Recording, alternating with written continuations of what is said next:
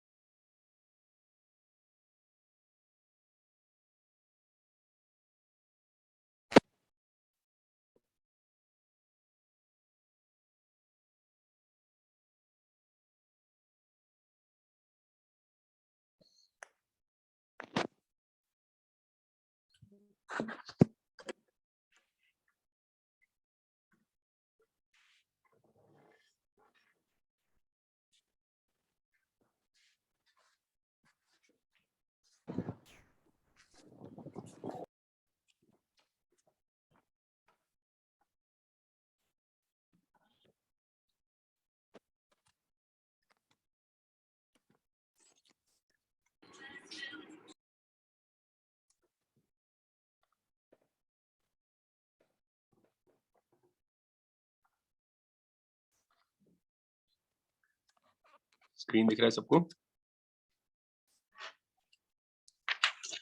Yes sir. Sir last class में एक doubt था। हाँ। सर वो जो आपने पूरा किया था ना, वो पाइप में से ग्रीस है, फिर उसको रोटेट किया है, हाँ। उसमें से आपने dr बाई dr को 0 क्यों लिया, वो नहीं समझा। मैं रिकॉर्डिंग भी 2 बार देखा। dr बाई dr को इसलिए 0 लिया है क्योंकि देखो, पहले तो एक चीज ये है कि उसका जो मैथमेटिकल आउटकम है उसको सेपरेट कर लो from the physical result. Mathematically तो dr बाई dr को 1 लिखना चाहिए हमको, राइट? और आई थिंक इशू यही हो रहा है तुमको कि dr बाई dr तो मैथमेटिकली 1 होता है, तो अचानक से 0 कैसे डाल सकते हैं उसको। The other thing is actually, which I was trying to explain the last time also, is a little more subtle in that कि तो आप वो रॉड का एग्जांपल बोले थे कि वो पैरामीटर से कुछ फर्क नहीं पड़ेगा, इसलिए आपने 0 डाला, राइट? हाँ, बट सर वो एग्जैक्टली कौन सा पैरामीटर है वो नहीं क्लियर हो रहा है। देखो अगर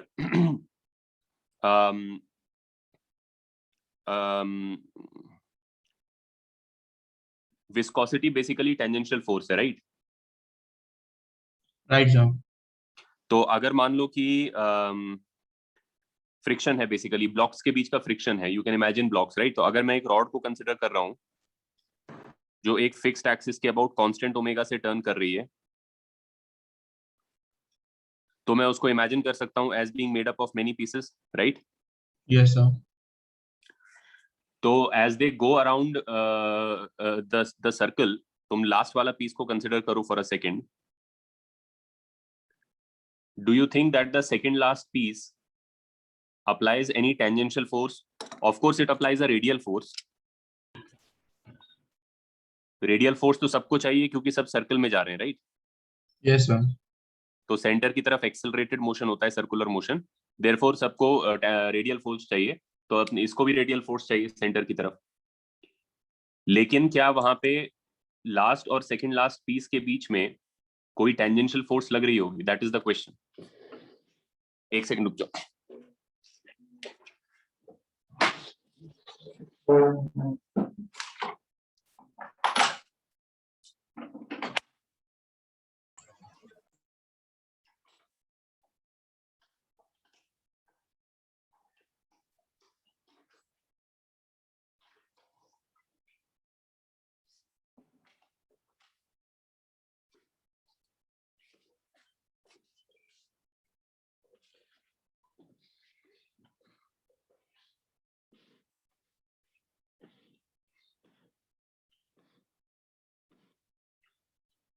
मतलब जो सेकंड लास्ट पीस है, क्या वो लास्ट पीस पे कोई टेंजेंशियल फोर्स लगा रहा है? अगर लगा रहा है तो मतलब या उसको तो पकड़ के रख रहा है तो फ्रिक्शन भी लगेगा ना। क्या? उसको पकड़ के रख रहा है so that does not get separated, so friction जैसा भी कुछ लग रहा होगा ना इंटरनली। नहीं, पकड़ के रख रहा है, वो रेडियल फोर्स से ही तो पकड़ के रख रहा है। अगर तुम रस्सी से स्टोन को घुमा रहे हो तो इनवर्ड फोर्स से ही तो उसको पकड़ के रखे हो। हाँ sir. Question is not about the radial force, question is about the tangential force. So if you say कि there is a tangential force applied by the second last particle on the last particle, then the tangential force has to be one way, either to the right or to the left, right? Right sir. तो मान लो हम कह देते हैं कि right की तरफ है। यही बेसिकली विस्कोसिटी भी है, दो एडजेसेंट पीसेस के बीच में जो टेंजेंशियल फोर्स लगेगी। Yes sir. प्रॉब्लम ये है कि अगर ये फोर्स इस पार्टिकल पे लग रही है तो इसका एक्सेलरेशन होना चाहिए टेंजेंशियल डायरेक्शन में, but omega is constant which you but assume. Omega is constant. तो जब कांस्टेंट ओमेगा से कोई चीज चल रही होती है तो उसकी स्पीड भी कांस्टेंट होती है। अगर ओमेगा कांस्टेंट है, उसका रेडियल डिस्टेंस कांस्टेंट है, तो उसका वी भी कांस्टेंट है। और अगर उसका वी कांस्टेंट है तो फिर उसको टेंजेंशियल डायरेक्शन में कोई फोर्स नहीं हो सकती है। So net torque will also be. वो छोड़ दो, टॉर्क छोड़ दो, मेरा इशू सिर्फ ये है कि कोई टेंजेंशियल डायरेक्शन में फोर्स नहीं होना चाहिए, मतलब इन पीसेस के बीच में कोई फ्रिक्शन जैसा फोर्स नहीं है, सर है ना? व्हाट दे डोंट एक्सेलरेट कर रहा होगा तो अगर एक्सेलरेट करेगा तो ऑफ कोर्स अराइज करेगा। हाँ अर्नव, एक सेकंड रुक जा, मैं वही एड्रेस करने वाला हूँ जो तू डाउट पूछ रहा है। अगर ये चीज का अल्फा होगा, if the rod has an alpha, then every piece also has an A, tangential A equals to R alpha. Then of course they need that. तो imagine करो कि अगर रॉड मान लो जेली का जैसा बना हुआ है, तो तुम उसको घुमा रहे हो अगर कांस्टेंट ओमेगा से, वर्सेस अगर तुम अल्फा से घुमा रहे हो, एक्सेलरेट घुमा रहे हो, किस केस में do you think the rod as you turn it, the rod will sort of, the rod will flex and bend like this? Alpha, ये तुम लोग सारे लोग समझ रहे हो? Yes sir. Due to inertia ना, इनर्शिया है और तुम उसको एक्सेलरेट कराना चाह रहे हो, वो जाना नहीं चाह रहा है, तो हमें उसको जबरदस्ती टेंजेंशियल फोर्स लगा के खींच के ले जाना पड़ रहा है। तो क्योंकि वो पीछे रह जा रहे हैं सॉर्ट ऑफ, इसीलिए बाजू वालों के बीच में टेंजेंशियल फोर्स अराइज कर रही है। इट्स लाइक डब्बे के ऊपर डब्बा रखा है लेकिन ऊपर वाला डब्बा जाना नहीं चाह रहा है। लेकिन जब लोग कांस्टेंट ओमेगा से घूम रहे हैं तब तो सब जाना ही चाह रहे हैं, because they already have that correct velocity for that distance. Right sir. Then nobody needs to pull the other guy along the path. They need to pull the guy towards themselves to keep them in the circle, which is a different affair. Radial direction का story है वो, but they don't need to push him along the track. Nobody needs to push the next guy along the track because the next guy is already running faster than you, exactly in the proportion required to maintain that straight line. So what you are saying कि अगर constant omega है तो फिर वो jelly like bend नहीं होगा? हाँ, constant omega है तो जेली लाइक बेंड नहीं होगा, और अल्फा दे दोगे तो फिर वो बेंड हो जाएगा, और अल्फा आते ही फिर उनको फोर्स की जरूरत पड़ेगी, तो इसलिए टेंजेंशियल फोर्स भी अराइज हो जाएगी, वो बेंडिंग आ जाएगी तो शियर फोर्स आ जाएगी। Shear force is like friction, shear is like friction तो तब बोलते हैं जब दो सॉलिड सेपरेट होते हैं तो उनके बीच में टेंजेंशियल फोर्स को फ्रिक्शन बोलते हैं। लेकिन अगर वो कनेक्टेड सॉलिड है तो एक सेंस में जब एक पीस दूसरे पीस को साइडवेज ले जाने का कोशिश करता है तो वो जिस फोर्स से उसको ले जा रहा है वो भी टेंजेंशियल डायरेक्शन में है। That is called a shear stress. That is not a friction because it is one connected body. It is an internal force called the shear stress. Make sense? So just like tension, right? हाँ, but tension is a normal. Tension is a radial normal force. Shear is a parallel. So when a block is sitting on a block, ये तुम पढ़ोगे properties of matter में, डब्बे के ऊपर डब्बा जब रखा हुआ है तो जो इनके बीच में स्ट्रेस है, जो प्रेसिंग है, वो नॉर्मल डायरेक्शन में। लेकिन अगर नीचे वाले डब्बे को मैं हाथ से पकड़ के एक्सेलरेट करने लगूं और ऊपर वाला भी उसके साथ जाए तो ऑटोमेटिकली ऊपर वाले को ये ना केवल ऊपर फोर्स लगा रहा होगा, this is in green I am showing the forces by the lower block on the upper block. Not only is the lower block supporting the weight of that guy, it is also pulling it along. Friction होगा ना वो तो। अगर ये दो अलग अलग डब्बे हैं तो इसको फ्रिक्शन कहते हैं, और अगर ये पूरा कनेक्टेड ऑब्जेक्ट है तो इसका लोअर हाफ इसके अपर हाफ पे जो टेंजेंशियल फोर्स लगा रहा है उसको शियर कहते हैं। Friction is also a shear force. Yes, understood. Right? Viscosity is also a shear force. Any force that acts along the surface of contact is called a shear force, and friction is an example of that. Any force that acts normal to the area of contact is called the normal force. Viscosity is also a shear. Friction is also a shear. तो constant omega से घूमता हुआ rod में neighbouring particles एक दूसरे पे कोई shear force नहीं लगा रहे हैं। करेक्ट? हाँ, पार थोड़ा बैंडविड्थ का प्रॉब्लम है, but it will fluctuate a bit, will become better hopefully. If it doesn't get better I will try something else. Okay sir, तो इससे dr/dr 0 क्यों हुआ? क्योंकि अब अगर हम अपना फॉर्मूला सीधे इस सिचुएशन पे चिपकाने की कोशिश करेंगे, अगर ये फॉर्मूला करेक्ट है, so the perspective you have to take here is that the formula is not automatically correct just because somebody wrote it down. Somebody wrote it down for a certain situation, and that situation was an infinite plane sliding on another infinite plane. ठीक है? अब अगर infinite plane है और दूसरा infinite plane उसके relative slide कर रहा है, तो dv by dr की वैल्यू नॉन जीरो आएगी, है ना? सब रिपीट करके लगा, वॉइस क्रैक हो रहा था। इनफाइनाइट प्लेन है और एक और इनफाइनाइट प्लेन है, ठीक है, these are perfectly planar systems. If we assume that नीचे वाला is at rest and ऊपर वाला has a velocity relative to नीचे वाला, yes sir, and let's say कि वो उससे केवल dr दूरी पर है और उसका वेलोसिटी dv है, यहाँ 0 है, तो उसका अब थोड़ा सा इंक्रीज होके dv हो गया, ठीक है। yes sir, तो इस केस में dv by dr non zero है, करेक्ट। correct sir, तो और हमें पता है इस केस में फिजिकल इंट्यूशन से कि फोर्स होना चाहिए क्योंकि दोनों के बीच में रिलेटिव स्लाइडिंग हो रही है। अगर मैंने इसके नीचे एक इंक का मार्क लगा दिया होता और इसके ऊपर एक इंक का मार्क लगा दिया होता तो आफ्टर अ वाइल स्मीयर हो गया होता उधर में, right sir, है ना। तो जैसे ही वो स्मीयरिंग हो जाएगी, जैसे ही तुम दो पेजेस लेके और एक इंक का डॉट लगा दोगे और फिर उनको साथ में रख दोगे, जब तक उनके बीच में रिलेटिव मोशन नहीं होगा तब तक वो इंक का मार्क स्मीयर नहीं करेगा, yes sir, ठीक है। तो रिलेटिव मोशन ही इंक का मार्क स्मीयर कर जाएगा और हम कहेंगे कि इनके बीच में विस्कोसिटी अराइज हो गया। एक सेकंड रुक जाओ, लेट मी ट्राई।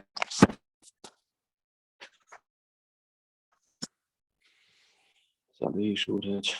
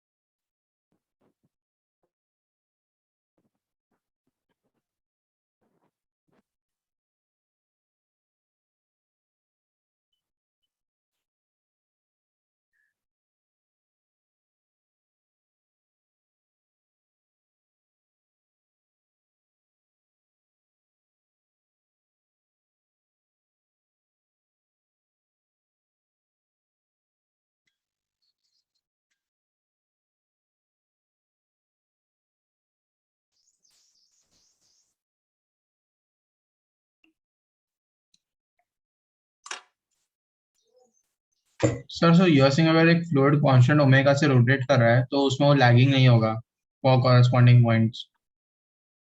हाँ, मैं कह रहा हूं कि अब अगर हम अपना वाला जो प्रॉब्लम हम डिस्कस कर रहे थे तो उस प्रॉब्लम पे अगर ये फॉर्मूला हम लगाने की कोशिश करते हैं और अगर हम मानते कि वो, या मान लो रादर इसी रॉड पे ये फॉर्मूला लगाने की कोशिश करते हैं कि इसके दो पार्टिकल्स के बीच में मैं ये फॉर्मूला लगाने की कोशिश करूंगा, तो इस सिचुएशन में मान लो जो पार्टिकल किसी भी पार्टिकल के दो पार्टिकल के बीच में जब मैं फॉर्मूला लगाने की कोशिश करूंगा तो मैं लिखूंगा ईटा ए और वी को मैं लिखूंगा omega r yes and sir, d by D R. तो इससे मेरे पास क्या बनेगा, ईटा ए ओमेगा और d r by D r बनेगा। मतलब बेसिकली ईटा ए ओमेगा बनना चाहिए सिर्फ मैथमेटिकली। मैं एक्चुअली डाउट अलग था कि मतलब आप कह रहे हो कि फ्लूइड अगर कांस्टेंट ओमेगा से रोटेट हो तो लैग नहीं होगा बिकॉज ऑफ द रीजन की जैसे वो रेसर्स का आपने बताया था on a running track, so they will try to maintain same radially distance by increasing the speed, right? Correct. Sir but liquid के केस में हाउ डू यू नो कि वो लोग स्पीड इंक्रीज करेंगे कि they lag behind automatically? They will not be able to increase the speed, they will lag behind, and if they were able to increase the speed automatically then the whole thing would rotate like a rigid rod. But rigid rod का outer point पे तो motion होता है, हमारा fluid तो container में है, तो बाउंड्री कंडीशन भी मैच होनी चाहिए कि उधर वो मूव नहीं कर सकता है, इधर वो फास्ट मूव कर रहा है, तो फिर यहां से वहां तक उसका मोशन खत्म हो जाना चाहिए। After all it's not a solid. तो सर फाइनली तो लैग करेगा ना इन आवर केस? हाँ, बाहर के जो सिलेंडर के साथ कांटेक्ट में है वो तो रेस्ट पर है कंप्लीटली। यस सर, तो उधर तो मूव ही नहीं कर, वो मूव ही नहीं कर सकता, तो प्रोग्रेसिवली जब तुम सेंटर की तरफ आओगे तो लोग फास्टर एंड फास्टर मूव कर रहे होंगे, but they will not be all rotating with the same omega, because if they were all rotating with the same omega then the outermost layer would be going the fastest in terms of velocity. then it would be like a cylinder rotating, a solid cylinder rotating. Yes sir. लेकिन वो नहीं possible है क्योंकि liquid है, इसमें इसके different parts differently move करेंगे, मतलब it is something between an ideal liquid and an ideal solid. अगर आइडियल सॉलिड होता, देखो तुम सारे केसेस ले लो और उनके बीच में कंसीडर करो कि यहाँ पे क्या सिचुएशन है, तो तुम्हें समझ में आ जाएगा. एक्सट्रीम केसेस ले लो. अगर ये विस्कस लिक्विड एक्चुअली एक ट्रू सॉलिड होता, रिजिड सॉलिड, तो पूरा चीज सिलेंडर होता, सॉलिड सिलेंडर होता. यस सर, एक साथ ही सब मूव होगा.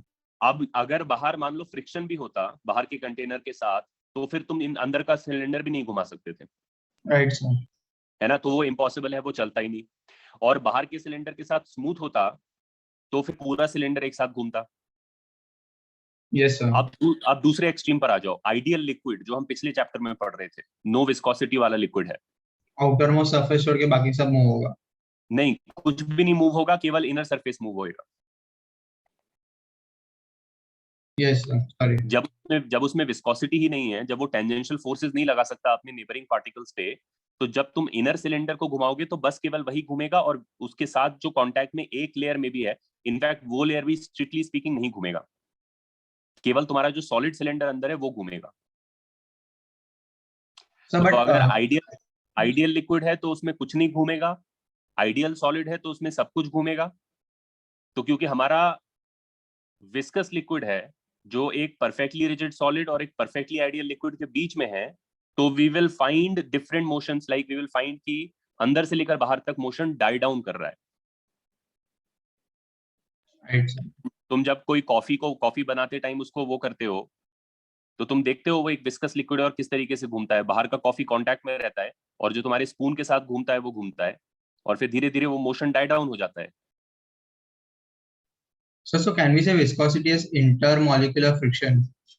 It is intermolecular friction, but it also sometimes helps to think of viscosity as being a transition between a solid and a liquid. You can think of viscosity as a slider, and if you take infinite viscosity, you get a solid that moves all together at once.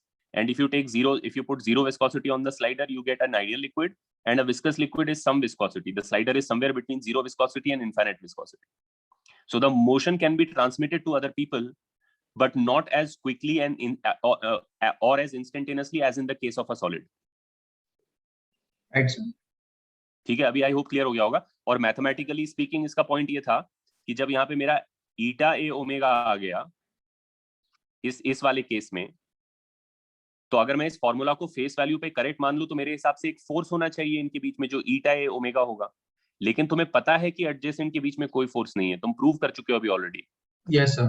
तो तुम्हें यहाँ पे basically physics का formula जो होता है वो mathematically proven formula नहीं होता है, वो एक्सपेरिमेंट या थ्योरी या इंट्यूशन के साथ या जो भी हमारी करेक्ट अंडरस्टैंडिंग ऑफ रियलिटी है उसके साथ मैच कराया जाता है, तब वो करेक्ट फॉर्मूला बनता है. तो यहाँ पे तुम सॉर्ट ऑफ प्रोसेस देख रहे हो of making the correct formula.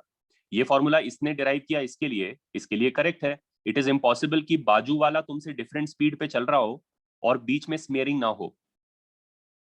लेकिन ऐसे केस में जिसमें रोटेशन हो रही है, उसमें तो as a simple consequence of rotation बाजू वाला तुमसे डिफरेंट स्पीड पे चल रहा होगा. That will automatically not produce smearing between you two. तुम एक सिलेंडर और सिलेंडर को एक दूसरे के बाजू बाजू रख दोगे और उनके बीच में एक लिक्विड का इंक का ड्रॉप लगा दोगे और फिर दोनों को सेम ओमेगा से टर्न कर दोगे, तो क्या over a period of time वो इंक स्मेयर हो जाएगी अंदर? नहीं होगी. नहीं होगी. बट क्या दोनों डिफरेंट स्पीड से चल रहे हैं? नहीं चल रहे हैं. Linear speed v. हाँ sir. Do they have different linear speeds? Do they have different v? They Yes. do. But that test with respect to each other. But is the ink getting smeared? Is viscous force arising? No. So you have to take, if this kind of a situation arises, if in a rotational situation two surfaces in contact move at the same omega, they will move at different speeds. So you can't make a formula that says anytime two things move at different speeds, there must be viscosity. You have to somehow subtract this situation from the main thing. Right, sir. Sir, Right. so mathematically relate कर, जो dr by dr कौन सा factor है ऐसा imagine करने के लिए?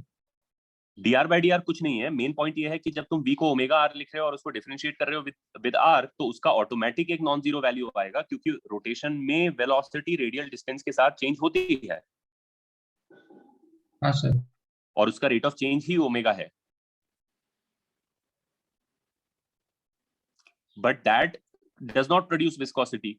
So we have to say that eta A omega term has to be zero. Like, because I know the force must be zero, I have to call this factor zero. This can't be the force of viscosity for a situation like this. Now make sense? Sir conclusion repeat कीजिए ना, नहीं समझा. अब मेरे को बोलना पड़ेगा कि भाई ईटा ए ओमेगा का वैल्यू जीरो है. अब तुम ये मत पूछो मुझसे कि ईटा ए ओमेगा इंडिपेंडेंटली तो सब नॉन जीरो है, तो उनकी वैल्यू जीरो कैसे हो गई. बेसिकली आई हैव टू से that if in any rotational situation the term eta a omega arises, that cannot be said to be contributing to the force. तुम लोगों को जो प्रॉब्लम हो रही है यहाँ पे, आई थिंक वो बस ये है कि मैथमेटिक्स इज वेरी स्ट्रॉन्ग. अच्छा, आज कुछ ज्यादा ही एक्सेसिव प्रॉब्लम है इसको.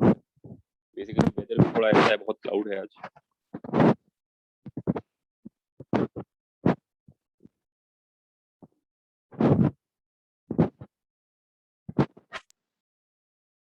Wait 1 second. Let me just try one more thing.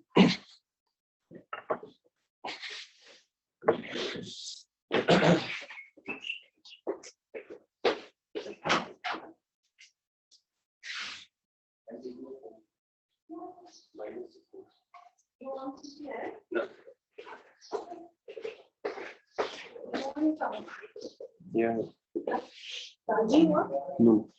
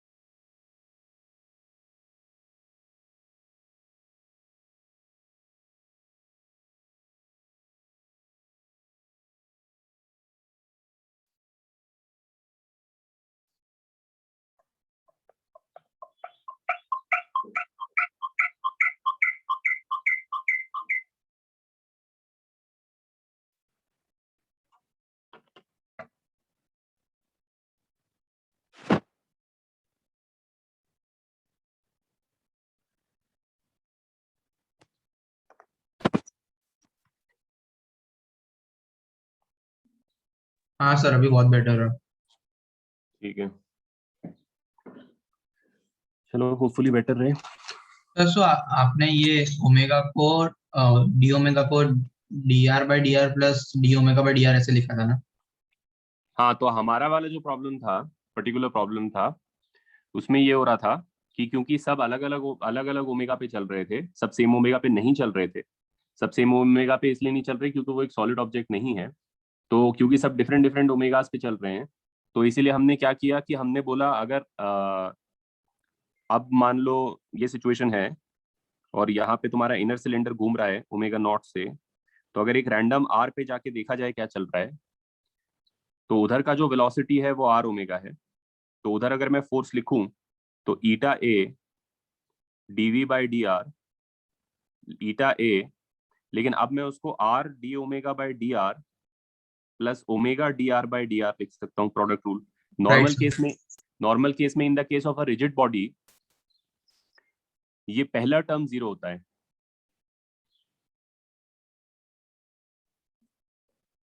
D omega by D R. हाँ, नॉर्मल रिजिड बॉडी के केस में पहला टर्म जीरो होता है क्योंकि रिजिड बॉडी का पूरे का एक ही ओमेगा होता है. तो d omega by D r zero होता है. Omega is not a function of r. So therefore you are only left with this normal rigid body के केस में. और इसी को हम कह रहे थे कि जीरो चीज है ये, इसका contribution to the force zero लेना पड़ेगा हमको आर्टिफिशियली अपनी तरफ से, because otherwise you will get a contradictory situation like this where you will say कि भाई एडजेसेंट लोगों के बीच में विस्कस फोर्स आ रही है.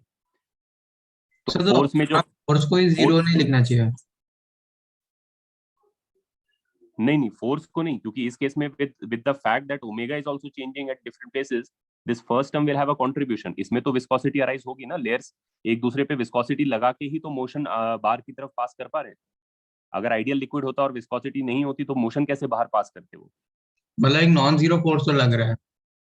हाँ, मतलब जब अंदर वाला सिलेंडर घूमता है तो उसके घूमने के कारण उसके साथ जो कांटेक्ट में लिक्विड है वो घूमता है, विस्कोसिटी के कारण टेंजेंशियल फोर्स लगती है और उससे उसको टॉर्क मिलता है। जब वो घूमना चालू करता है तो वो अपने से बड़े वाले सिलेंडर के अंदर फ्रीली नहीं घूम सकता है, तो जब वो घूमना चालू करता है तो उसको भी घुमाने लगता है, क्योंकि उनके बीच में भी वो विस्कोसिटी है एंड सो ऑन। तो विस्कोसिटी के कारण ही मोशन बाहर की तरफ ट्रांसमिट हो रहा है। अदरवाइज अगर विस्कोसिटी नहीं होती तो आइडियल लिक्विड होता, बस हम अंदर का सिलेंडर घुमाते रहते, बाहर लिक्विड में कोई मोशन नहीं आता। Right sir. तो इसीलिए हम ये कह रहे हैं कि ये टर्म का कंट्रीब्यूशन इसमें 0 है और फॉर्मूला करेक्टली यहाँ पर इतना है बस, eta A R D omega by D R. इसी पॉइंट से हमने लास्ट फाइनली वो जीरो क्यों हुआ, मतलब भी थोड़ा कंफ्यूज हो रहा है कि what is the conclusion. Conclusion ये है कि इस टाइप के केस में, रोटेशन टाइप के केस में, जिसमें लेयर्स एक दूसरे के रिलेटिव रोटेट कर रहे हैं, सर्कुलर सिचुएशन है, उसमें जो पार्ट वैसा है जो कि देखो बेसिकली वेलोसिटी, तुम वेलोसिटी का रेट ऑफ चेंज देख रहे हो आर के साथ, डीवी बाई डी आर क्या है, how is velocity changing with radial distance. Velocity can change with radial distance due to 2 different reasons. One, it is changing with radial distance simply because of one common omega being there. जैसे rigid body rotation में भी velocity different distance पे different होता है, but does that produce a tangential force between layers? It does not. So क्योंकि अब तुम formula तुम्हारा क्या था, डीवी बाई डी आर, तो मैथमेटिकली तो वो डीवी बाई डी आर के दोनों कारणों के बीच में डिस्टिंग्विश नहीं कर सकता ना, मैथमेटिक्स को क्या पता, राइट। वो तो डीवी बाई डी आर है, वो तो ब्लाइंडली उसको प्रोडक्ट रूल लगा के दोनों टर्म दे रहा है तुम्हें, उसको फिजिक्स थोड़ी पता है, it's just a mathematical formula written on a piece of paper. D v by D r doesn't know that this should not produce a force, you know this because you can reason about the world. तो v में जो v का जो r के साथ change हो रहा है, जैसे जैसे तुम रेडियल डिस्टेंस पे बाहर जा रहे हो और v तुम चेंज होते हुए पा रहे हो, वो 2 कारणों से चेंज होते हुए पा रहे हो। एक तो सिंपली तुम इस कारण से उसको चेंज होते हुए पा रहे हो लीनियर टू r, क्योंकि ओमेगा अगर सेम होता तो भी वो चेंज हो रहा होता, और इस पर्टिकुलर सिचुएशन में तुम इस कारण से भी v को चेंज होते हुए पा रहे हो कि ओमेगा भी डिफरेंट जगहों पे डिफरेंट है। अब विस्कोसिटी केवल इसी कारण के कारण से अराइज हो रही है, इस कारण से विस्कोसिटी नहीं अराइज हो रही है, क्योंकि इस कारण से अगर विस्कोसिटी अराइज होती फिर तो रिजिड बॉडी के बीच में भी लेयर्स के बीच में टेंजेंशियल फोर्सेस लग रहे होते। ठीक है, अभी does it make any sense? Yes sir does, but से एक छोटा सा था कि डीआर बाई डीआर आप उसको कैसे, मतलब वो वाले अब पार्ट जाने दे से। उसको, अब जाने दे, बहुत एंडलेस हो जाएगा ये। तुम अभी भी उस पर हंगअप हो कि मैं डीआर बाई डीआर को 0 कैसे लिख सकता हूँ, what you are not basically able to relate, I guess तुम उसको वहां उस लेवल पे नहीं ला पा रहे हो कि तुम मैथ को बहुत ज्यादा सीरियसली ले रहे हो। यू आर लाइक लिखा हुआ है तो करेक्ट ही है, वो वैसा नहीं होता है। मैथमेटिक्स टूल है, मैथमेटिक्स नहीं नहीं, कोई। मैं वैसे नहीं बोल रहा हूँ सर, मैं बोल रहा हूँ कि हाँ, d r by d r is like what property which are relating to. dr by dr is nothing. Don't get hung up on dr by dr. That second term, the whole second term is simply the rate of change of v due to the change of r, अभी due clear, to अभी clear है। due to you going out radially. Only due to that effect this is the change of velocity, when the omega is assumed to be the same throughout, and only because you are going radially out do you find a difference in speed, that is this term. But that is also true in rigid body and therefore it must not contribute to the viscous force. ठीक है, अभी clear हो गया? Yes अभी एकदम clear है। Alright. तो अब उसके बाद मैंने तुम लोगों को दूसरा एक चीज बताया था, हम लोगों ने एक इक्वेशन डिराइव किया था, पॉवी इक्वेशन, जिसमें कि एक पाइप है जिसके थ्रू तुम विस्कस फ्लूइड का फ्लो चलाना चाहते हो, और क्योंकि विस्कस फ्लूइड वॉल्स के साथ चिपकता है तो तुम एक प्रेशर डिफरेंस प्रोड्यूस करते हो दोनों एंड्स के बीच में, and I think the equation comes out to be that the flow rate is pi r4 pressure difference by 8 viscosity length.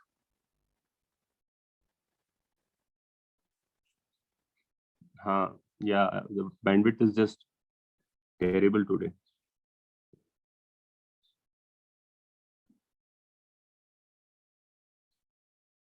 रुको एक सेकंड रुको, फिर मैं let me just go upstairs because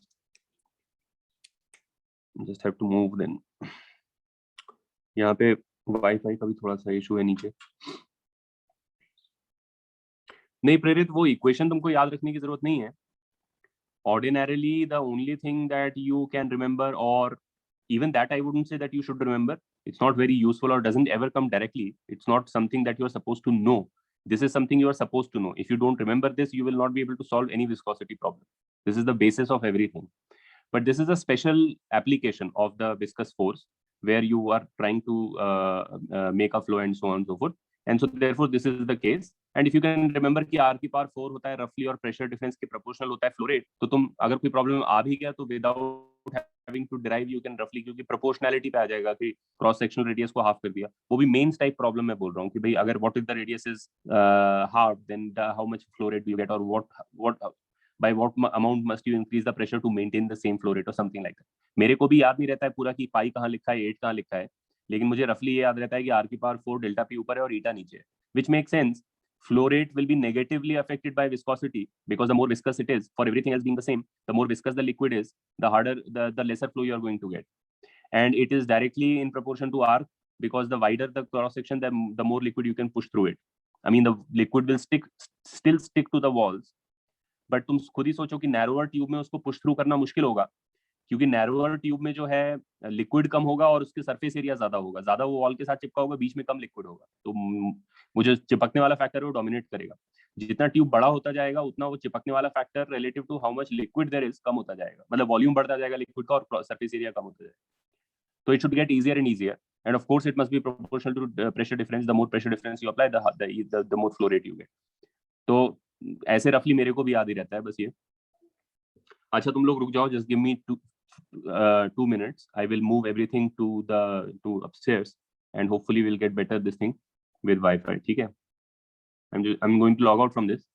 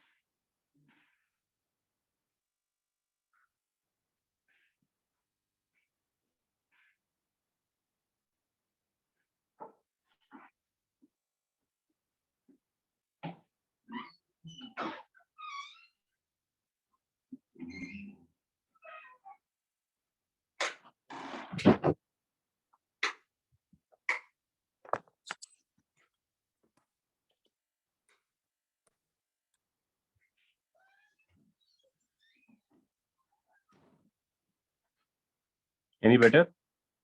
Sir, 100%. All right, great. ठीक है, so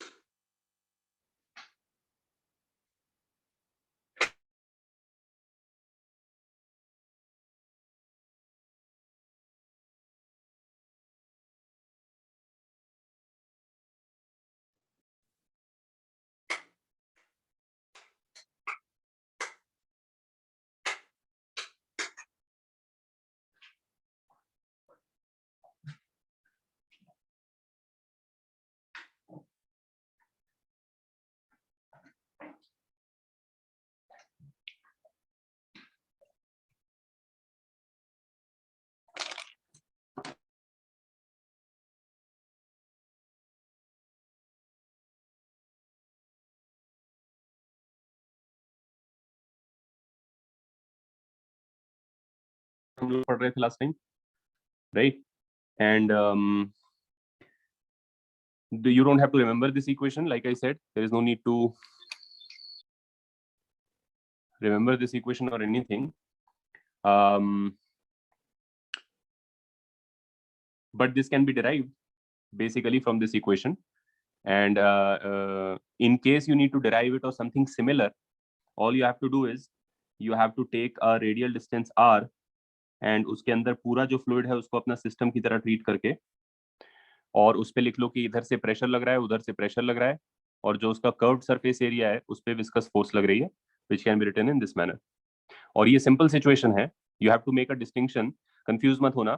Just by seeing that there is a cylinder, do not start to think that it is this situation. This is a rotational situation. This is more complicated because layers are sliding relative to other layers on the curved surface. This is, even though the geometry is curved, the situation is simply translational. Things are moving in that direction, so जो relative sliding हो रही है वो straight lines में हो रही है. I mean, the surface is curved, but the sliding is along the straight part of it. So this is a straightforward situation of this formula. Make sense? Yes, sir. All right. अभी इसमें एक चीज और बचा है बताने के लिए, तो वो मैं क्विकली बता देता हूँ तुम लोगों को.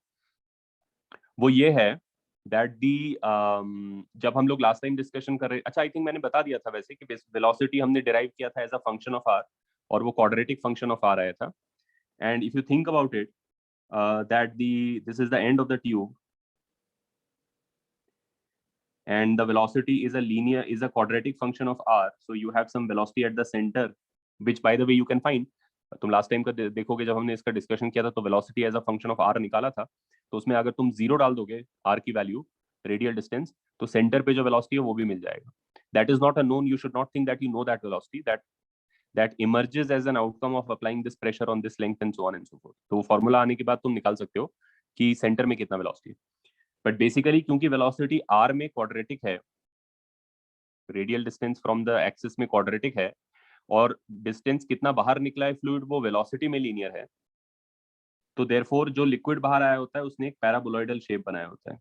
इट्स अ पैराबोलॉइड, जो हमने उस टाइम पढ़ा था 3D में पैराबोलॉइडल शेप है.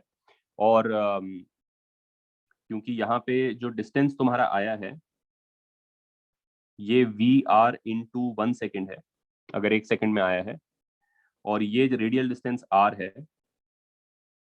तो अगर मैं ऐसा अपना एक्सिस ओरिएंट करूं कि इसको मैं Y बोल दूं और इसको मैं R एक्सिस बोल दूं या X एक्सिस बोल दूं या R एक्सिस ही बोल दूं, then you know that since Y is simply VR into 1, कितना वो वहां पे बाहर आ गया है, but VR is proportional to R का square, we derived that last time, therefore Y is proportional to R का square. तो अगर तुम इसको ऐसे ओरिएंट करके देखोगे तो y proportional to x का स्क्वायर है in the Cartesian system, and that basically makes this shape a paraboloid, inverted paraboloid है, और उसमें सेंटर का वेलोसिटी तुम्हें पता है तो तुम उसका एपेक्स भी कितना दूर है निकाल सकते हो 1 सेकंड में. और इसकी वॉल्यूम हम लोगों ने इंटीग्रेट करके निकाली थी shell by shell by shell. But what you can also do is, knowing that result about the paraboloid, which was कि पैराबोलॉइड का वॉल्यूम कंटेनिंग सिलेंडर का हाफ होता है, तुम कंटेनिंग सिलेंडर का भी वॉल्यूम निकाल सकते हो। कंटेनिंग सिलेंडर का वॉल्यूम सिंपली होगा velocity at centre into pi r square, capital r square, right. तो उसका हाफ कर दोगे तो भी ये वॉल्यूम आ जाएगा, और ये 1 सेकंड में बाहर आया तो ऑटोमेटिकली बाय डेफिनेशन ये फ्लो रेट है, ठीक है। So that's something else about this particular situation, ठीक है। तो this is basically Excuse me, edge, sir. हाँ Sir, यहाँ आपने velocity as a function of r proportional to r square कैसे लिखा है sir? With r the velocity decreases, right? With increase in r. हाँ, so it's actually, I mean, it's not directly proportional to L. I think VR came out to be something like beta r square minus r square, where Yeah, beta was some constants related to the situation, right? I don't remember beta का value क्या Yes, था, sir. but it was, so this is an inverted parabola. Okay, got it, sir. Minus sign लगा देता हूँ, but parabola तो है ही, वो are square है तो पैराबोला है, अब माइनस है तो इन्वर्टेड पैराबोला है, Got it, sir. ठीक है। नेक्स्ट, तो फ्लो जो है, फ्लूइड का फ्लो हम इतना ही डिस्कस करेंगे, that is about as much as we are going to discuss flow of a viscous liquid. We are now going to consider 2 more things. In fact, one last thing about flow, but that is not really what happens in the flow, but how to characterize flow in terms of whether it is laminar or turbulent. So there is a criteria which is called the Reynolds number,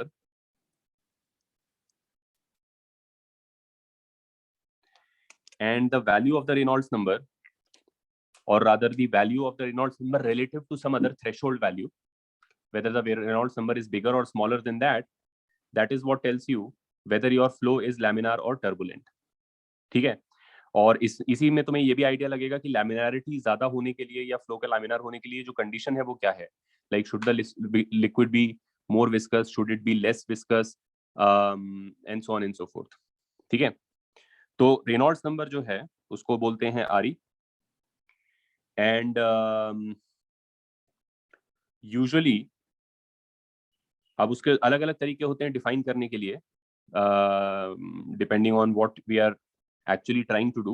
It is not one unique way of defining Reynolds number, because everything in viscosity is a little this thing, because it's very situation dependent, geometry से बहुत affect हो जाता है। लेकिन एक standard तरीका जो Reynolds number को डिफाइन करने का है वो है for a cylindrical flow, I mean where the cross section is a circle, I mean that's a very common type of flow, but what I am saying is that although it's not very relevant for you, but this would not be correct for a flow which does not have a circular cross section, but still because circular cross section सबसे common type of cross section है, so mostly this works out pretty well for covering most of the cases. So the way we define Reynolds number is that it is the density of this liquid which is flowing, ठीक है, the speed of the flow, and of course you have already studied flow in the sense of कि cross section change हो रही है तो speed change हो रही है, तो तुम्हारा जो फ्लो है उसकी स्पीड चेंज हो रही हो सकती है, बट ये कैलकुलेट होता है किसी पर्टिकुलर लोकेशन पे, so it's not simply a property of the entire flow, it's a property of the flow at a particular place. So in some place you will get some Reynolds number for the flow, in some other place where the cross section is different and you have a different velocity, you might get a different value for the Reynolds number in the same flow, right? And the third thing is basically geometry dependent, but as far as we are concerned, it is basically the diameter of a pipe of a circular cross section, right? And then denominator में eta होता है. So let me just quickly say what D is. D is the diameter of the flow. Circular cross section मान रहे हैं अगर flow को, तो उसकी जो डायमीटर है वो D है. V जो है स्पीड ऑफ फ्लो है, which can change from place to place.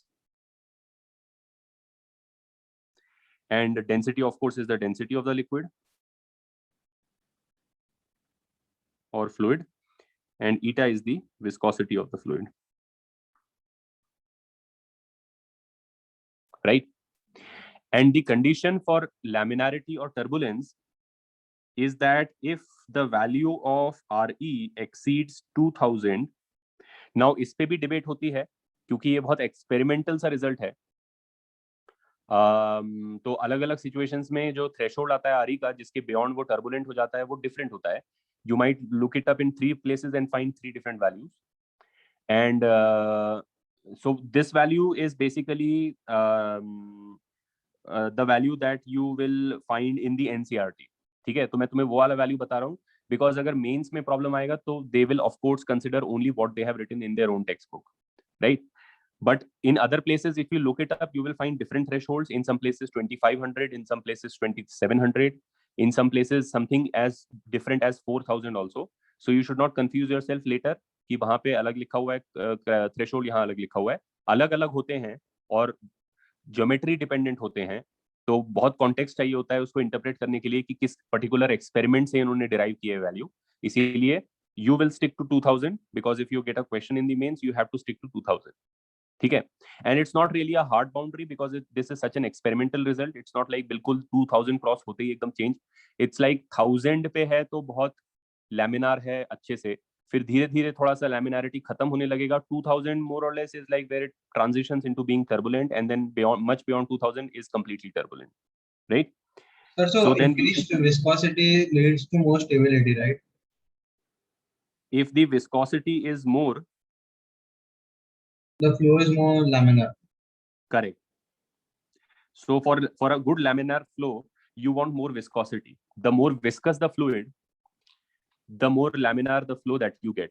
The less viscous it is, the more turbulence. So something like a gas or smoke or anything hardly has any viscosity. I mean, gases have very little viscosity, and so mostly gas flow is usually not very laminar. I mean, you can make it laminar by constraining it in pipes and forcing it by a high pressure, but the moment the gas has some freedom, it will turn into turbulence, right? तो gases का क्योंकि viscosity काफी कम होता है, इसीलिए उनके लिए flow में Reynolds number for any given speed, density भी वैसे गैसेस का कम होता है। तो दोनों ही चीजें हैं, दोनों ही चीजें तुम्हें ध्यान रखना है। normally very high. हाँ, तो अब essentially the main conclusion from this point, from this Reynolds number is that a fluid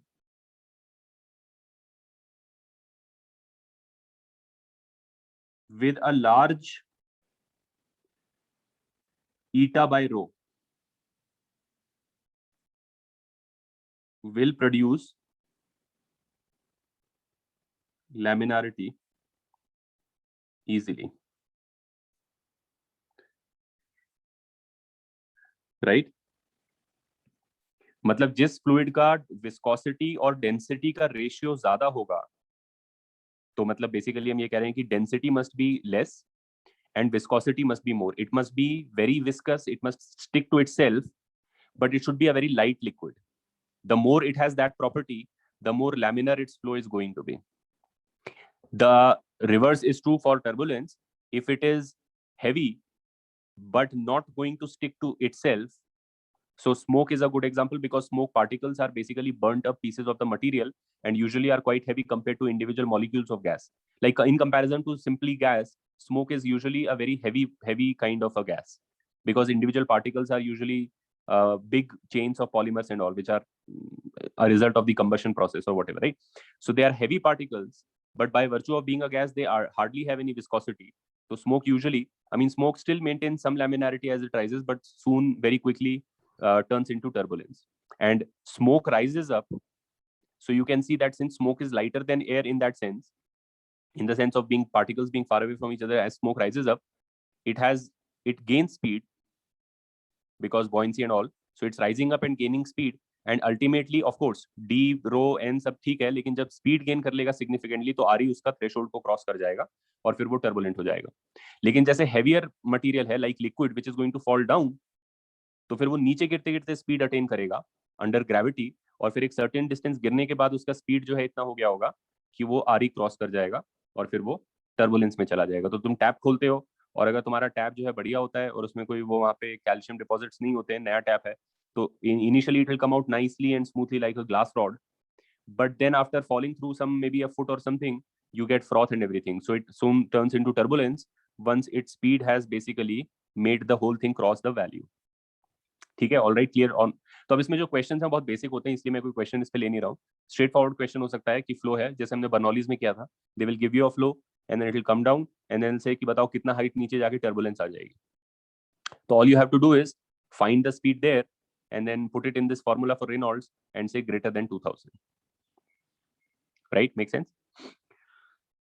All right. So how was this value 2000 obtained? Like I said, it basically depends on the particular geometry of the situation, and there is no theoretical analysis of Reynolds number. As far as I know, at least I don't recall there being some derivation of the value of Reynolds number. It's like a lot of formulas in physics are basically formulas that are put together by hand, in a sense that they are not derived from some more fundamental thing. They are simply the relevant properties are just slapped together based on what do you think should be in the numerator and what do you think should be in the denominator. So this is one of those things where we think, of course, density should make a difference by being, it should make it harder, and viscosity should make it easier, and if it goes faster, probably more turbulence, and the bigger the pipe, probably, the wider the cross section, probably more turbulence, and so on and so forth. So उस सब के basis पे इनको इस combination में चिपका दिया गया है, और फिर एक्सपेरिमेंटली वैलिडेट किया गया है कि भाई किसी पे स्क्वायर में डिपेंडेंस तो नहीं है, किसी में क्यूबिक डिपेंडेंस तो नहीं है, एंड सो ऑन. और उसी via the same set of experiments these threshold values have been achieved, and they differ from place to place, but you will stick to 2000. Even if you find later at some point, don't get confused. Let me, for your convenience later on.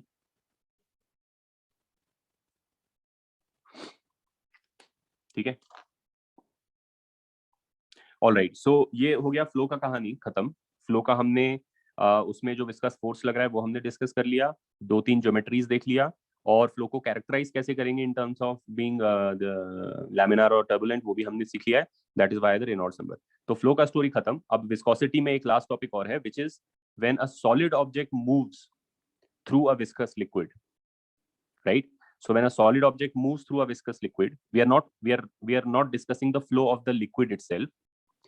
We are discussing the motion of a solid through a liquid. You could also say that it is still a discussion of the flow of the liquid, because the solid moving through a liquid versus the solid being at rest and the liquid moving past the solid are basically one and the same problem by relative motion. And therefore, what we are still studying is the flow of the liquid, except what we are discussing now is that there is a solid obstruction. And we are only going to talk of a spherical obstruction. Okay? That is the only thing that is in our syllabus. So there is a spherical obstruction and a fluid is going past it in a laminar flow, right? So then the solid experiences a force, or let's say the solid is moving through a static fluid. It is the same kind of situation, but it experiences a viscous drag, right? So this is called Stokes' law.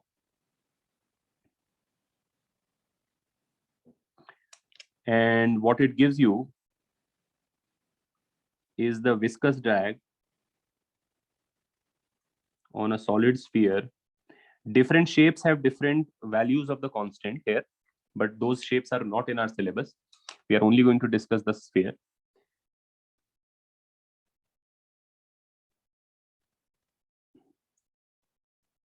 Sir Stokes law कभी पहले आया था क्या? नहीं, पहले कभी नहीं आया था,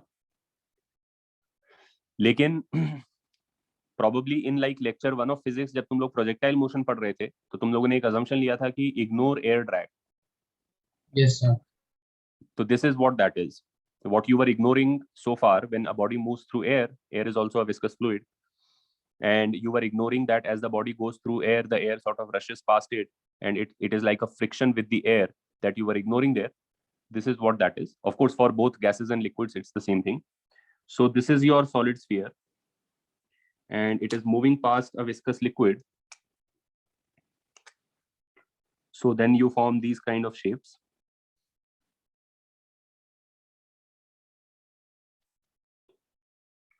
As the sphere goes through this, and let's say the sphere goes with V, and it has a radius R, and the fluid has a viscosity eta. So our sphere experiences a retarding force Fd, viscous drag, and the value of this viscous drag is what is Stokes' law. It is 6 pi eta Rv. ठीक है? तो जो 6 pi वाला factor है वो तो geometry based है. For a different shape, this 6 pi will be something else, maybe more, maybe less. The sphere is anyway not a very aerodynamic or a hydrodynamic shape. If you made it pointed in the front, or maybe made it pointed slightly sort of tapered in the direction of the flow, you would reduce the 6 pi factor, but the proportionality on eta Rv would still remain the same. Of course, R would have to be interpreted differently. R is the radius for a sphere, but for something else, it will be the sort of the radius of the cross section that the thing presents, right? but So the 6 basically pi factor will change, and you can decrease it, and the entire sort of area of what is called ballistics is dedicated to try to reduce this value. So people who are designing bullets, or people who are designing missiles, or people who are designing aircraft or Formula 1 cars or whatever, are essentially in the business of trying to decrease the value of this number, right? No, Chinmay, you can't derive this because its derivation depends on the main equation of fluid mechanics, which is called Navier-Stokes equation, and you don't know that. You will eventually study the Navier-Stokes equation in maybe the third year of engineering if you study mechanical or civil engineering or aerospace engineering. So then you study the Navier-Stokes equation, and then you see that the Stokes law can be derived from the Navier-Stokes equation, and the Bernoulli's equation is just a special case of the Navier-Stokes equation, right? So more aerodynamic it is, the lesser will be that value. You can change the shape and make it more aerodynamic, and that is not something that is still to this date analyzed. You can't analyze it.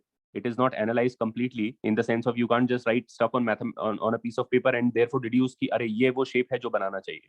It is still because the Navier-Stokes equation is still not completely solved. This is still more of a engineering or an art thing than a pure science thing. Like जो designing होती है वो सब simulation से होती है, computer models हैं. Of course अब by this time you don't start from scratch, क्योंकि ये साइंस भी है, ये ब्रांच ऑफ इंजीनियरिंग भी काफी एडवांस्ड है.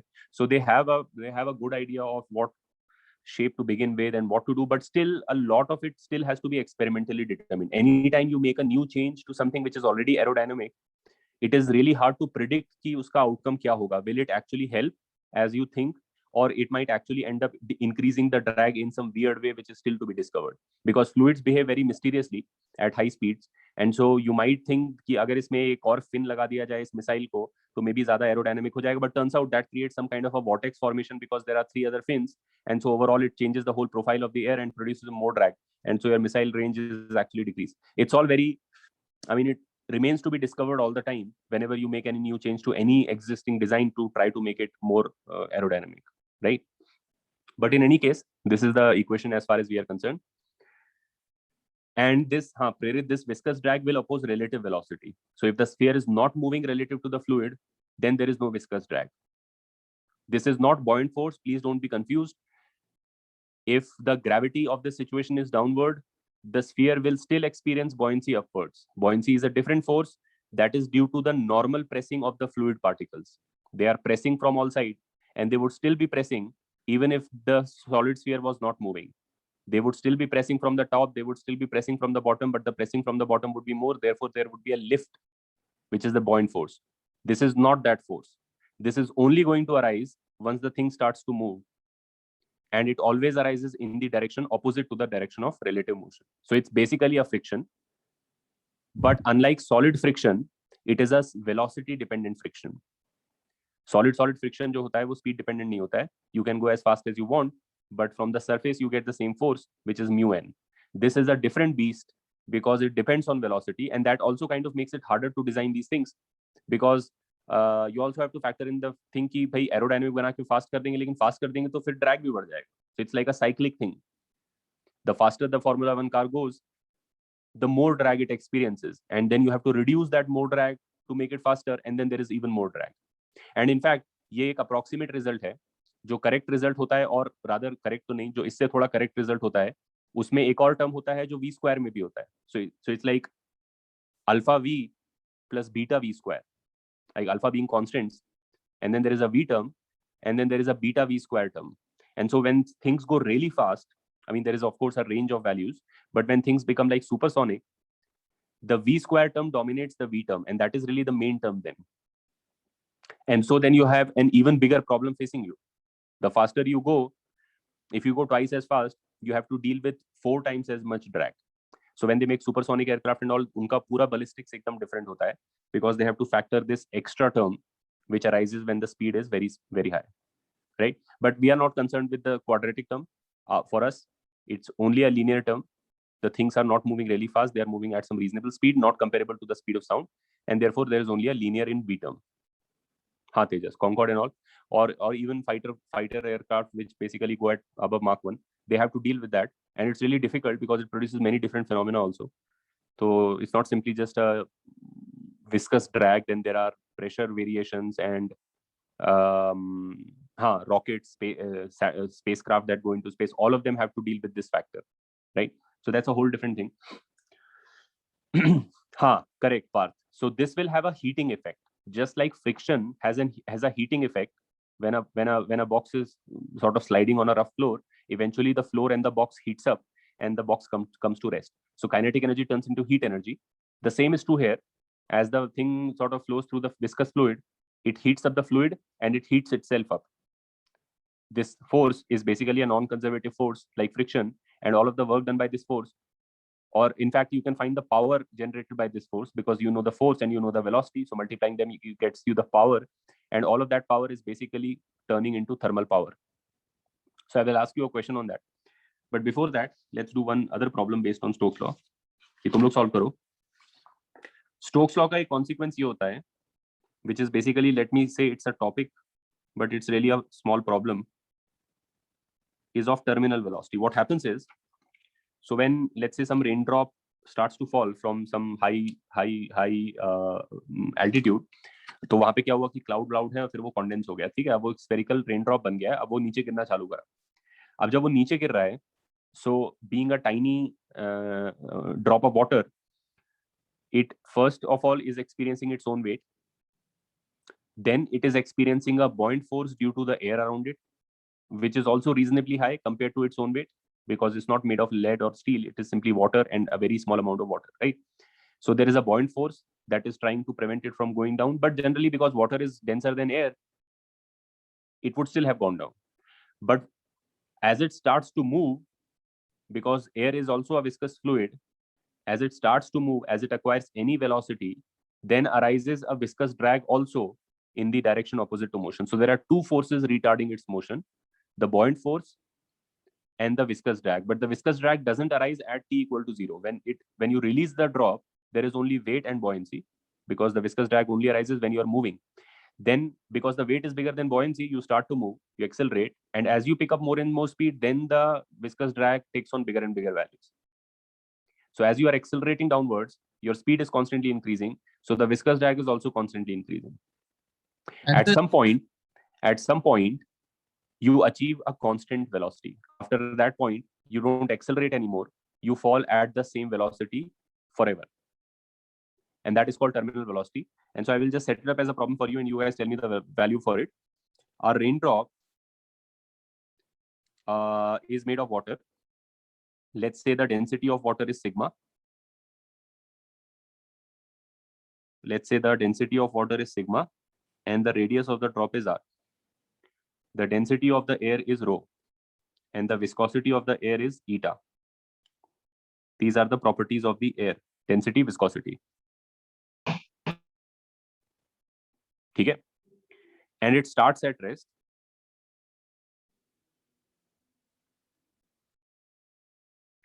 Okay? And there is of course g downwards. Okay? So you guys will solve this. Find the terminal velocity of the raindrop. ये तुम सिंपली कर सकते हो by a single equation. Answers तुम लोग भेजोगे होस्ट पे या भेजोगे वेट को-होस्ट पे, sorry, send your answers to co-host.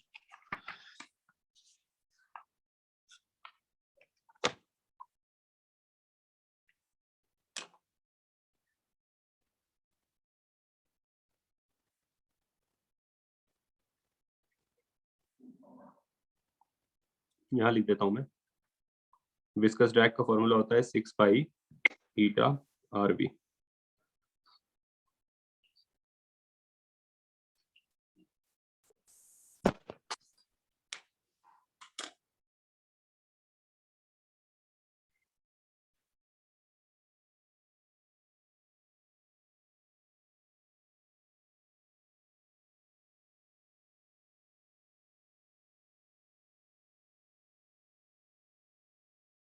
So value in perfect numerical value नहीं है ना? नहीं, सिंबल्स में ही आएगा ना सब. इन्हीं सिंबल्स के टर्म्स में आएगा आंसर. सिग्मा, रो, ईटा, रेडियस, जी.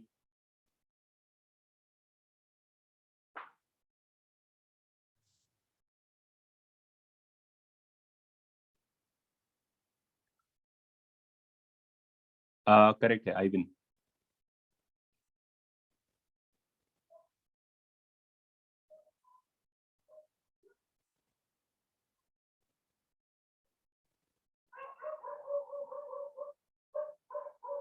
सर मैं डिस्कनेक्ट हो गया था, can you please repeat the question?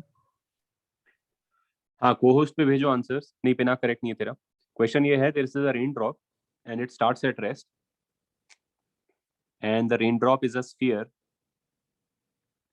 whose radius is r, and the density of water we will take to be sigma. So sigma is the density of water and r is the radius of the drop. There is g downwards and there is air around it, and the air has a viscosity of eta and a density of rho. So rho is the density of air, sigma is the density of water. And then the raindrop starts to fall from rest through the air, and as it falls, eventually after a while it attains a velocity that is constant. There are three forces acting on it, possibly the weight of the drop downwards, the buoyant force from the air upwards, and the drag, viscous drag from the air also upwards. You have to find that terminal velocity, the constant velocity that it achieves after a while.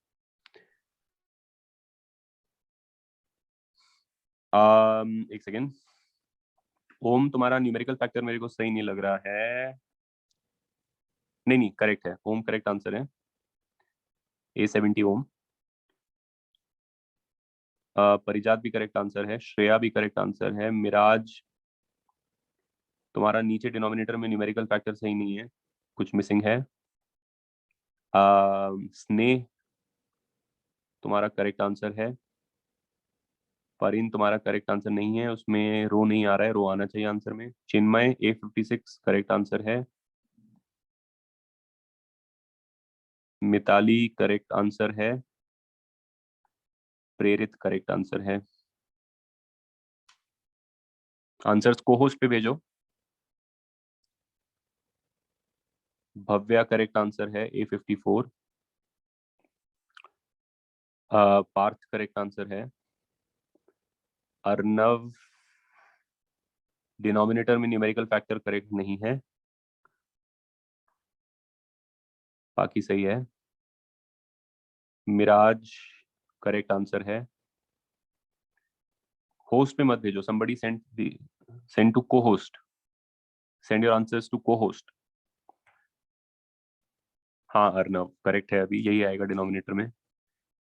Shriya S correct answer है, सेतु correct answer नहीं है, sigma और रो दोनों नहीं है, इसमें दोनों ही होंगे।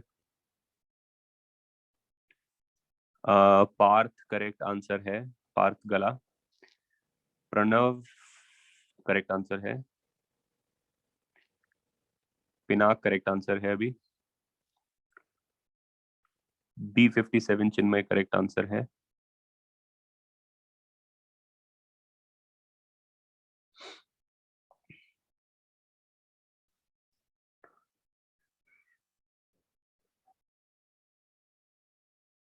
जिन लोगों का, तो दो पार्ट में कर लेते हैं इसको।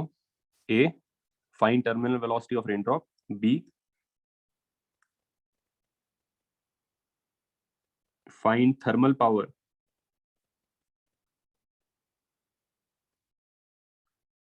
generated by the viscous force after terminal velocity is achieved. नहीं, let me say it. If thermal power generated by viscous force after terminal velocity is achieved is proportional to r की power x, find x. क्षितिज correct answer है। पारिन मैंने देखा नहीं तुम्हारा answer अभी, कहाँ है? तूने भेजा मुझे? फिर से भेज दो एक बार को होस्ट पे। सेतु करेक्ट आंसर नहीं है, स्नेह बी का करेक्ट आंसर नहीं है, अन्वय करेक्ट आंसर है ए का, क्षितिज करेक्ट आंसर है ए का, भव्या चिन्मय गलत आंसर है बी का, देवयानी करेक्ट आंसर है ए का, मिराज बी का गलत आंसर है, तेजस ए का करेक्ट आंसर है, पारिन ए का करेक्ट आंसर है, शिरीन ए का करेक्ट आंसर है, सेतु ए का गलत आंसर है, आइविन करेक्ट आंसर है बी का, श्रेया बी का गलत आंसर है, आइविन करेक्ट है तेरा, बी का answer, that is the correct answer. Arnav गलत है बी का, प्रणव गलत है बी का, सेतु करेक्ट नहीं, अभी भी करेक्ट नहीं है, रो मिसिंग है इसमें, रो तो चाहिए। मिराज करेक्ट आंसर है बी का, श्रिया एस बी का करेक्ट आंसर है, भव्या बी का करेक्ट आंसर है, परिजात बी का गलत आंसर है, ओम बी का गलत आंसर है, पार्थ बी का गलत आंसर है,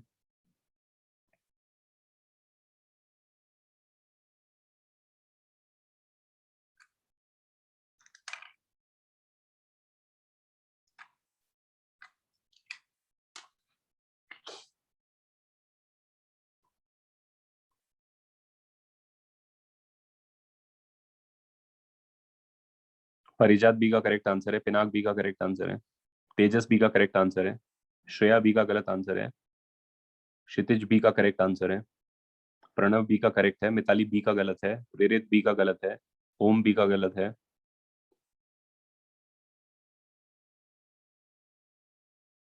ए पार्ट कर दूं मैं सॉल्व?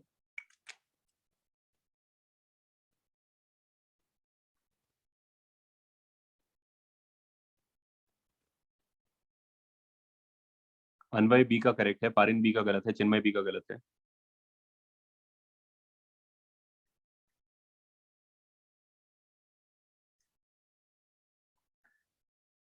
व्हेन नहीं, ये वाला पार्ट नहीं आएगा, टीडब्ल्यूटी में फ्लूइड मैकेनिक्स आएगा केवल basic.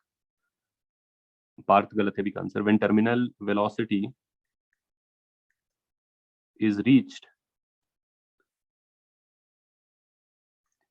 the net force on the drop becomes zero.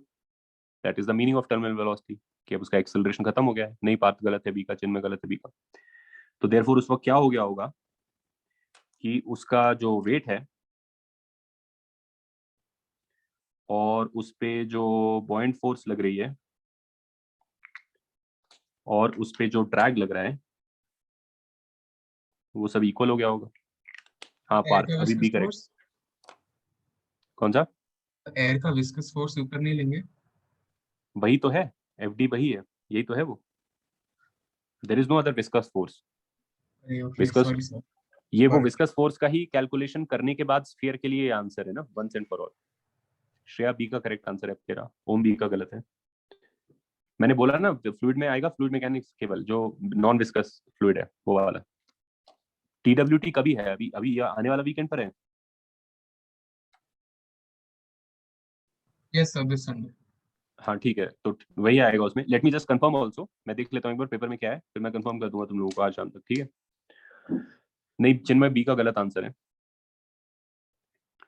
तो देयरफॉर हम ये कह रहे हैं कि W equals to B plus F D. W कितना है? इसका खुद का weight sigma 4/3 pi R cube into G. तो साइफन लास्ट होगा ना जो आएगा टीडब्ल्यूडी में? क्या चीज? टीडब्ल्यूडी में वो हाँ पार्ट हाँ ऑफ। हाँ हाँ हाँ करेक्ट। रो वही मैं बोल रहा हूँ, फ्लूइड मैकेनिक्स का टीडब्ल्यूटी है तो उतना ही आएगा टेक्निकली, लेकिन I will just still confirm and let you guys know. और सर वेंचुरी मीटर भी आएगा ना?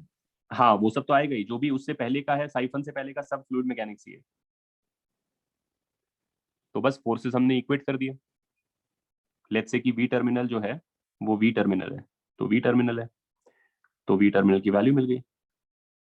आई थिंक 2/9 आएगा तुम्हारे पास, R² G ईटा आएगा एंड रो माइनस सिग्मा आ जाएगा। ये आ रहा है ना? ये sigma minus sir rho. Sigma minus. Sigma minus rho, of course sigma is the bigger quantity. ठीक है, that's B terminal. And as to B part, thermal power जो है ड्यू टू विस्कोसिटी वो क्या होगा? Viscous force into v terminal, not at any time, जब v terminal achieve हो गया है तब की बात हो रही। विस्कस फोर्स खुद एक वी के प्रोपोर्शनल है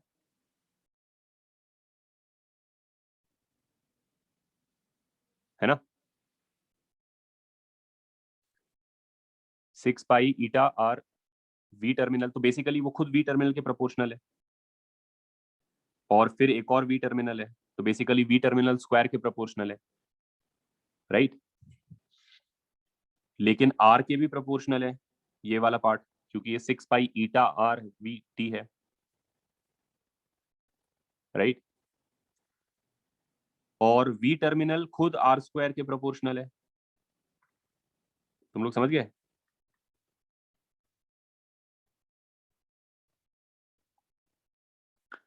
विस्कस फोर्स में आता है 6 पाई ईटा आर वी, तो उसका आर भी है एक उसमें, और एक वी टर्मिनल भी है उसमें, और वी टर्मिनल है।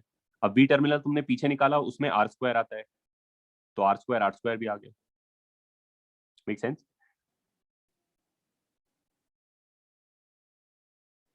One second.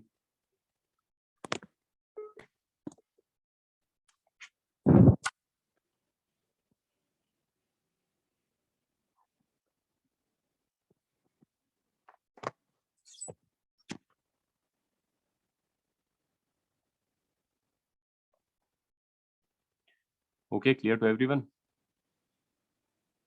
नहीं चिन्मय, अगर तूने 5 लिखा था तो मैंने गलत बोला था उसको, नहीं तो मैं गलत बोला उसको, फिर करेक्ट है वो। Can you go to the last question?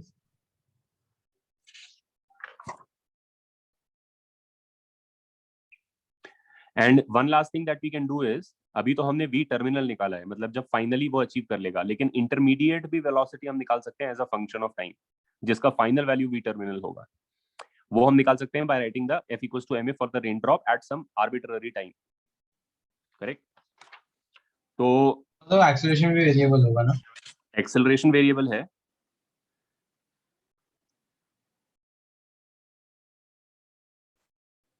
तो वो हम निकाल सकते हैं, क्योंकि बेसिकली हमें न्यूटन्स लॉ आता है और कैलकुलस आता है। At any time, at time t, let's say, तब ड्रॉप का जो स्पीड है वो v है, जो फंक्शन ऑफ टाइम है। तो जो बॉयंसी और वेट है वो तो कांस्टेंट फोर्सेस हैं, वेट नीचे लग रहा है, बॉयंसी ऊपर लग रहा है। लेकिन जो विस्कस ड्रैग है वो वेरिएबल फोर्स है, वो बढ़ता रहता है, क्योंकि वो v पे खुद डिपेंडेंट है और v टाइम के साथ चेंज हो रहा है। तो अगर मैं ड्रॉप के लिए F equals to ma लिखूंगा, तो वो क्या बनेगा? वो बनेगा नीचे की तरफ जा रहा है वो, और मान लो इस टाइम पे उसका एक्सेलरेशन जो है वो a है, जो खुद at है। तो नीचे की तरफ वो जा रहा है, तो उस पर लग रहा है नीचे b, ऊपर लग रहा है w, ऊपर लग रहा है fd इक्वल्स टू उसका जो भी मास है और उसकी जो भी एक्सेलरेशन है। अब b और w जो है वो कांस्टेंट फोर्सेस हैं, वो तो फिक्स्ड फोर्सेस हैं, तो I am going to simply compress them into a single factor of beta. Make sense? You can substitute the value of beta later. और विस्कस ड्रैग में भी रेलिवेंट टर्म केवल v है, बाकी सब 6 पाई ईटा आर को मैं अल्फा बोल देता हूँ, और मान लो मैंने मास से भी डिवाइड कर दिया, तो इधर ये बच गया। तुम लोग समझ गए क्या लिखा है? Yes Yes, sir. Where beta is the buoyancy minus weight divided by mass and alpha is 6 pi eta r divided by mass. Sir, so v as a function of t square होगा ना, देखा जाए तो? कौन सा चीज? v velocity will be a function of t square ना? Why? Proportional to t square, right? Why? Because acceleration is proportional to t. नहीं, it is not. Where is it? Sorry sir. When you say proportional to t, you mean a very specific thing. You mean that it is something like alpha t. You don't know that yet, right? Yes sir. तो अब इसके बाद I leave this to you. This is a very simple thing to do. करना ये है कि इसको अब dv by dt लिखो और इंटीग्रेट कर दो, और तुम देख सकते हो, जैसे ही तुम देखो beta minus alpha x type लिखा हुआ है, नीचे आने वाला है, तो लॉन बनेगा, और लॉन का रिजल्ट एक्सपोनेंशियल होता है। तो तुम t इक्वल टू 0 पे वेलोसिटी 0 डाल दो, और t इक्वल टू t पे वेलोसिटी v डाल दो, तो तुम देखोगे कि एक एक्सपोनेंशियल फंक्शन आएगा, और उसका जो प्लॉट बनेगा, ये मैं छोड़ देता हूं यहाँ पे, तुम लोगों ने कर लिया मान लो, तो जो वेलोसिटी का टाइम के साथ प्लॉट बनेगा वो बनेगा इस टाइप से।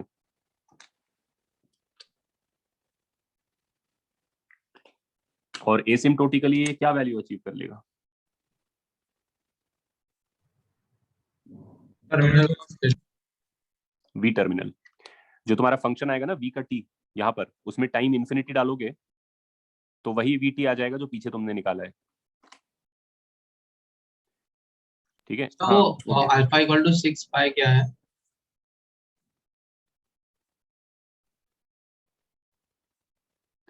कुछ नहीं है, यहाँ पे 6 पाई ईटा आर लिखना था, मुझे बस v में मतलब है, तो 6 पाई ईटा आर को मैंने बोल दिया अल्फा, मास भी इधर ले लिया नीचे दोनों के, तो w माइनस बी कांस्टेंट है बाय मास कर दिया, उसको पूरे को बीटा बोल दिया, और 6 पाई ईटा आर बाय मास को मैंने अल्फा बोल दिया, so that I have a simpler looking equation, just relabeling the things. बाद में सब्स्टिट्यूट कर दो। तुम लोग समझ गए ना पूरा ये चीज? Yes sir. ठीक है, हाँ ठीक है, ठीक है प्रणव, वो देख लेंगे, नेक्स्ट टाइम कर लेंगे उसको। I don't know how to coordinate, how we'll coordinate that, but we'll see about it the next time.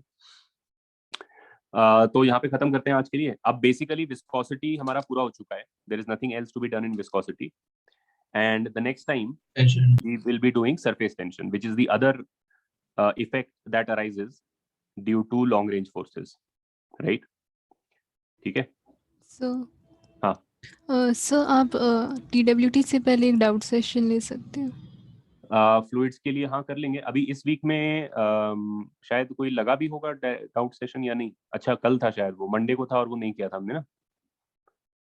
इस वीक में और कोई डाउट लगा है टाइम टेबल में अलग से मेरा? Any of you remember? अलग से डाउट लेक्चर नहीं है। नहीं है तो मतलब अलग से लगा। सैटरडे तब तक डाउट्स इकट्ठे कर लेंगे, नहीं तो फिर थोड़ा टाइम का कंस्ट्रेंट हो जाएगा। TWT संडे को है तुम लोग? संडे को है TWT? यस सर, संडे को। ठीक है, तो सैटरडे इवनिंग में मोस्टली रख लेंगे। ठीक है। सेतु कौन सा page, which page? Farin, viscosity and surface tension will be there in the MT is again like I said before, if they are done by then in all the batches then they will be there, whatever is the least amount done in across the batches वही आता है MT में, ऐसा कुछ नहीं आएगा MT में जो तुमने नहीं पढ़ा होगा। तो अगर किसी और बैचेस में नहीं हुआ है वहां तक तो उतना भी नहीं आएगा जो तुमने पढ़ लिया होगा, और अगर तुम लोगों ने लेस पढ़ा है उनसे तो उतना ही आएगा जितना तुमने पढ़ा होगा। Nothing will show up in the MT, there is no rush for finishing MT syllabus, that is a non-existent pressure that you are putting on yourself। ठीक है, the MT will only contain questions which you have already studied। ठीक है, तो वो बाद में last में मैं देखूंगा MT का पेपर, अगर कोई चीज ऐसी होती होगी जो कि नहीं तुम लोगों ने पढ़ी होगी तो हम उसको हटा के रिप्लेस कर देंगे क्वेश्चन को, that is not a big deal, don't worry about it too much. Setu कौन सा पेज कह रहे हो? Page show which page, page number? अच्छा, for this only.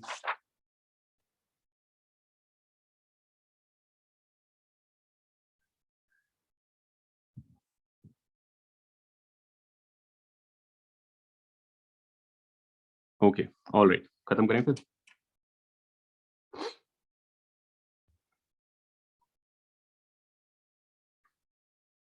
Thank you sir. Thank you all, bye bye. Bye.